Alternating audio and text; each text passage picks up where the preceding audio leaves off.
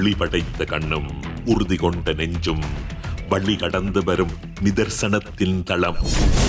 அதிர்வு இது கொதிநிலைகளின் களவளம். வணக்கம், இது ஐபிசி தமிழின் இன்றைய அதிர்வு. இன்றைய நாளும் பேசப்பட வேண்டிய ஒரு சில முக்கியமான விடயங்கள் தொடர்பாக பேசிக்கொள்ளப் போகிறோம். குறிப்பாக சொல்லிக்கொள்ள வேண்டுமாக இருந்தால், உலகம் தன்னுடைய பாட்டிலே ஒவ்வொரு பக்கமாக ஒவ்வொரு விதமான இயங்கியலை வெளிப்படுத்திக் கொண்டிருக்கிறது. இலங்கையில் ஒரு புறம், இந்தியாவினுடைய தமிழ்நாட்டிலே ஒரு புறம், இப்படி பல்வேறு விதமான வெளிப்படுத்தல்களை வெளிப்படுத்திக் கொண்டிருக்கக்கூடிய சூழ்நிலையில் மத்திய கிழக்கு இன்னமும் ரணமாக இருந்து கொண்டிருக்கிறது. மத்திய கிழக்கினுடைய போர் நிலைகள் தனிந்த பாடில்லை. மத்திய கிழக்கினுடைய ஹோர்மோஸ் நீரிணை மிகப்பெரிய அபாயத்தினுடைய உச்சத்தை பெற்றிருக்கிறது. இன்னும் ஒரு புறமாக மாறி மாறி படைகள் கொல்லப்படுவதும் கப்பல்கள் எரியூட்டப்படுவதுமாக இந்த வரலாறு என்பது மிகச் சோகமாகவும் மிக கனதையான வலிகளையும் அந்த மக்களுக்கான மிகப்பெரிய இழப்புகளையும் நிம்மதி இழப்புகளையும் ஏற்படுத்தி கொண்டிருக்கிறது. மறுபுறம் பார்க்கிற போது அமெரிக்காவினுடைய படைகளினுடைய இரகசிய தரவுகளை ஈரானுடைய ஹேக்கர்ஸ் திருடி வைத்திருப்பதாக சொல்லப்படுகிறது. ஆடிப்போய் இருக்கக்கூடிய அமெரிக்காவுக்கு எப்படி யார் இப்போது ஆறுதல் சொல்வது என்பதுதான் இங்கு இருக்கக்கூடிய கேள்வியாக மாறியிருக்கிறது. உண்மையில் மத்திய கிழக்கு என்கின்ற ஒரு பிராந்தியம் எரிமலையின் மீது வைக்கப்பட்டிருக்கக்கூடிய ஒரு வெடிகுண்டு போல இருந்து கொண்டிருக்கிறது. எரிமலை வெடிக்குமா அல்லது அந்த வெடிகுண்டு வெடிக்குமா என்பது போலதான் மத்திய கிழக்கினுடைய நிலைமை இருந்து கொண்டிருக்கிறது என்று சொல்லலாம். எரிமலையின் மீது வைத்திருக்கக்கூடிய வெடிகுண்டு வெடிக்குமா அல்லது எரிமலை தான் வெடிக்குமா என்கின்ற நிலைமைதான் மத்திய கிழக்கினுடைய இப்போதைய நிலவரம் என்று சொல்லலாம். ஆகவே உலகம் பல்வேறு விதமான இயங்கியலை வெளிப்படுத்தினாலும் உலகத்தினுடைய ஒட்டுமொத்தமான பொருளாதார நிலைமையை தீர்மானிக்கக்கூடிய இந்த மத்திய கிழக்கினுடைய நிலைமை என்பது ஆறாத துயராகவும் அமைதியில்லாத நிலமாகவும் மாறியிருக்கிறது.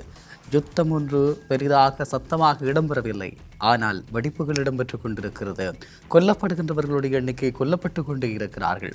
இந்த நிலைமைகள் எப்படி மாறும் என்பதுதான் இங்கிருக்கக்கூடிய பிரதானமான கேள்வியாக மாறியிருக்கிறது. இப்படியான ஒரு சூழ்நிலையிலே தான் மத்திய கிழக்கில் இடம்பெற்றிருக்கக்கூடிய ஒரு சில சம்பவங்களினுடைய தொகுப்புகளை உங்களோடு பகிர்ந்து கொள்ளப் போகிறேன். சற்று விரிவாக 2 விடயங்களை ஆராயப் போகிறோம். குறிப்பாக சைபர் பாதுகாப்பு மீறல்கள் மிகப்பெரிய அளவில் இடம்பெற்றிருக்கிறது. அந்த வகையில் வருகிற போது ஹண்டாலா என்று சொல்லக்கூடிய ஹேக்கர்ஸ் குழு தொடர்பான தகவல்கள் வெளியாக இருக்கிறது. ஈரானுடைய சார்புடைய ஹண்டாலா என்ற ஹேக்கர்ஸ் குழு பாரசீக வளைகுடாவில் உள்ள அமெரிக்க கடற்படையின் மையப்பகுதியை ஊடுருவி இருப்பதாக கூறப்படுகிறது. அதே நேரம் அதிகாரிகளுடைய தரவுகள் கசிந்திருக்கிறது. பிராந்தியத்தில் பணியமர்த்தப்பட்டிருக்கக்கூடிய 400 மூத்த அமெரிக்க கடற்படை அதிகாரிகளின் பெயர்கள், பதவிகள் மற்றும் ரகசிய தகவல்கள் இந்த குழு இப்போது வெளியிட்டிருக்கிறது. யுஏஇயினுடைய புஜைரா துறைமுகத்தில் இருந்து சுமார் 43,000க்கும் மேற்பட்ட வகைப்படுத்தப்பட்ட ஆவணங்கள் திருடியதாக கூறப்படுகிறது. முன்னாள் அமெரிக்க அதிகாரி ட்ரஃபட் மாலியினுடைய 1,50,000 மின்னஞ்சல்கள் மற்றும் தனிப்பட்ட உரையாடல்கள் ஹேக் செய்யப்பட்டிருப்பதாக தகவல்கள் வெளியாகி இருக்கிறது.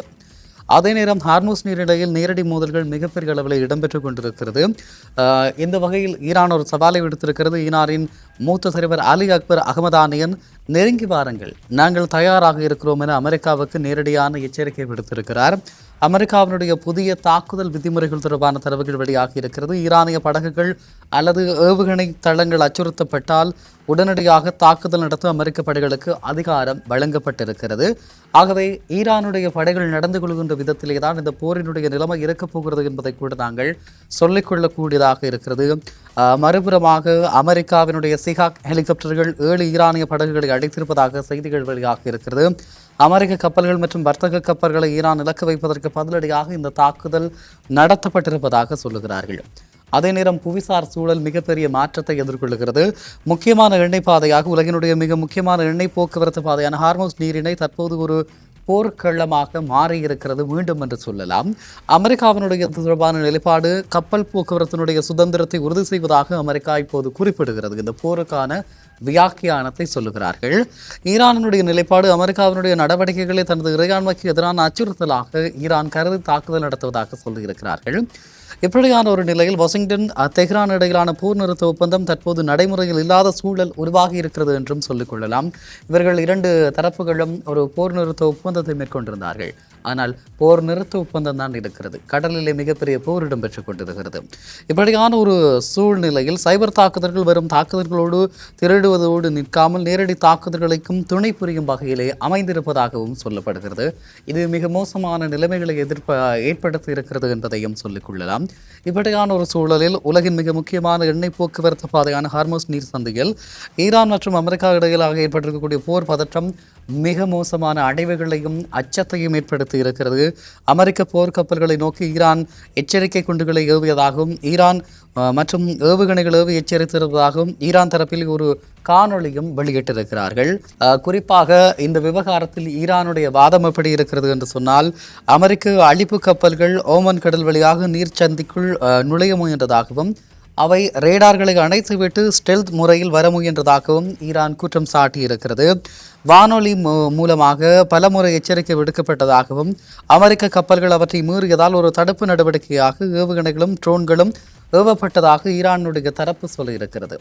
அதே நேரம் இந்த சிகப்பு கோடு தெனம் தீவு மற்றும் மினாஸ் துறைமுகத்திற்கு இடையே ஒரு எல்லையை ஈரான் வகுத்திருக்கிறது. இதை தாண்டும் எந்த ஒரு கப்பலும் கடுமையாக தாக்குதலை சந்திக்க நேரிடும் என ஒரு சிகப்பு கோட்டை வரைந்து வைத்திருந்தார்கள்.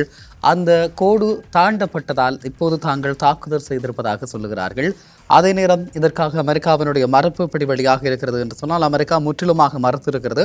அமெரிக்க அதிகாரிகள் மற்றும் சென்டகாம் அமைப்பு ஈரானினுடைய இந்த கூற்றுக்கள் முற்றிலும் உண்மைக்கு புறம்பானவை என்றும் கூறியிருக்கிறார்கள். அமெரிக்க கப்பல்கள் மீது எந்த தாக்குதலும் நடக்கவில்லை எனவும் அவர்கள் உறுதிபட தெரிவித்திருக்கிறார்கள். இந்த நிலையில் இது ஒரு புனைவு என்றும் ஈரான் வரும் வதந்திகளை பரப்பி ஒரு தகவல் போரில் ஈடுபட்டு வருவதாகவும் வாஷிங்டன் குற்றம் சாட்டியிருக்கிறது. இப்படியான ஒரு சூழ்நிலையில் தற்போதைய கள நிலவரத்தை பார்க்கும்போது ப்ரொஜெக்ட் ஃப்ரீடம் டொனால்ட் ட்ரம்ப் அறிவித்திருக்கக்கூடிய இந்த திட்டத்தின் மூலமாக ஈரான் ஏற்பட்டிருக்கக்கூடிய கடல்சார் முற்றுகையை முறியடித்து வர்த்தக கப்பல்களுக்கு பாதுகாப்பு வழங்க அமெரிக்க படைகள் செயற்பட்டு வருவதாக டொனால்ட் ட்ரம்ப் சொல்லியிருக்கிறார். ப்ரொஜெக்ட் ஃப்ரீடம் என்கின்ற திட்டம் இதற்கு பயன்படுத்தப்படுவதாக சொல்லப்படுகிறது. ஈரானுடைய புரட்சிகர பாதுகாப்பு படை நீர்ச்சந்தியில் தனது கட்டுப்பாட்டு பகுதிகளை விளக்கும் ஒரு புதிய வரைபடத்தை வெளியிட்டு அங்கீகாரம் இல்லாமல் நுழையக்கூடாது என எச்சரித்திருக்கிறது. இப்படியான ஒரு சூழ்நிலையில் உலகளாவிய தாக்கம் என்பது மிக மோசமாக இருக்கிறது. உலக கச்சா எண்ணெயினுடைய விநியோகத்தில் பெரும்பகுதி இந்த நீர்ச்சகதி வழியாகவே நடக்கிறது. இங்கு ஏற்படக்கூடிய சிறிய மோதல் கூட உலக பொருளாதாரத்தில் ஒரு பெரும் பாதிப்பை ஏற்படுத்தும். அது ஒரு தவறான சமைச்சி அல்லது ஒரு சிறிய தாக்குதல் கூட கட்டுப்பாடற்ற ஒரு போருக்கு வழிவகுக்கும் என்று சொல்லப்படுகிறது.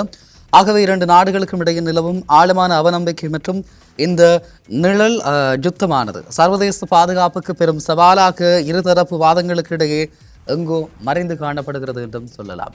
ஆகவே தரவுகள் திருடப்படுவதும் கப்பல்கள் தாக்கப்படுவதும் தொடர்ச்சியாக இடம்பெற்றுக் கொண்டிருக்கிறது. உண்மையில் ஒரு விடயத்தை தெளிவாக புரிந்து கொள்ள வேண்டும். இந்த நாடுகளுடைய அதிகார போட்டிகள் உலகத்தினுடைய ஒவ்வொரு பிரதேசங்களிலும் வாழக்கூடிய மக்களுடைய இருப்பை கேள்விக்குள்ளாக்கியுள்ளது. இவர்கள் தங்களுடைய அதிகாரத்திற்காக தங்களில் யார் பெரியவர் என்பதை காட்டுவதற்காக மீளவும் ஆயுதங்களை தூக்கி இருக்கிறார்கள். சமாதான முயற்சிகள் பலமுறை பேசப்பட்டாலும் அவை அனைத்தையும் உதறி தள்ளியிருக்கிறார்கள். உண்மையில் பொறுப்பற்று நடப்பது அமெரிக்காவா ஈரானா? இது ஒரு மிகப்பெரிய ஒரு கேள்வியாகவே இருந்து கொண்டிருக்கிறது. எது எப்படியாக இருந்தாலும் ஈரானுக்கும் அமெரிக்காவுக்கும் இடையில் இடம்பெறுகின்ற இந்த போரினுடைய முடிவுகள் நிச்சயமாக ஒரு சமாதானத்தை நோக்கி நகர்த்தப்பட வேண்டும். இது மிகப்பெரிய ஒரு எதிர்பார்ப்பாக இருந்து கொண்டிருக்கிறது. ஆகவே உலகத்தினுடைய பொருளாதார சமநிலையை பேணுவதற்காக என்றாலும் இவர்கள் சமாதான விரும்பிகளாக மாற வேண்டும்.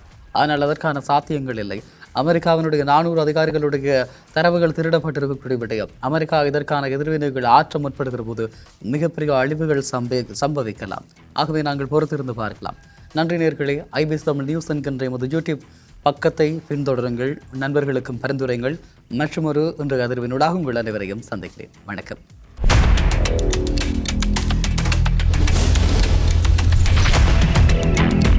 ஒளி படைத்த கண்ணும் உறுதி கொண்ட நெஞ்சும் வழி கடந்து வரும் நிதர்சனத்தின் தளம் அதிர்வு. இது கொதிநிலைகளின் களம்.